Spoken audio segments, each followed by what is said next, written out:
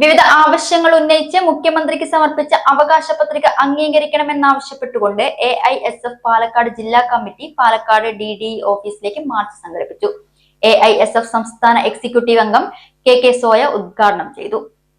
കലാലയങ്ങളിൽ സംഘടനാ സ്വാതന്ത്ര്യം സംരക്ഷിക്കാൻ നിയമനിർമ്മാണം നടത്തുക, സ്വകാര്യ സ്കൂളുകളെ നിയന്ത്രിക്കാൻ നിയമനിർമ്മാണം നടത്തുക, സർവകലാശാലകളിലെ ഫീസ് ഏകീകരിക്കുക തുടങ്ങിയ വിവിധ ആവശ്യങ്ങൾ ഉന്നയിച്ച് മുഖ്യമന്ത്രിക്ക് സമർപ്പിച്ച അവകാശ പത്രിക അംഗീകരിക്കണമെന്നാവശ്യപ്പെട്ടുകൊണ്ടാണ് AISF പാലക്കാട് ജില്ലാ കമ്മിറ്റി പാലക്കാട് DDE ഓഫീസിലേക്ക് മാർച്ച് സംഘടിപ്പിച്ചത്. മാർച്ച് AISF സംസ്ഥാന എക്സിക്യൂട്ടീവ് അംഗം KK സോയ ഉദ്ഘാടനം ചെയ്തു.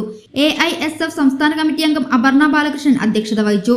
AISF ജില്ലാ സെക്രട്ടറി TM സിദ്ധാർത്ഥ്, AIYF ജില്ലാ സെക്രട്ടറി K ഷാജഹാൻ, AIYF ജില്ലാ എക്സിക്യൂട്ടീവ് അംഗം K ഷിനാഫ്, AISF ജില്ലാ ജോയിന്റ് സെക്രട്ടറി അമീൻ ഷൌക്കത്ത് എന്നിവർ സംസാരിച്ചു.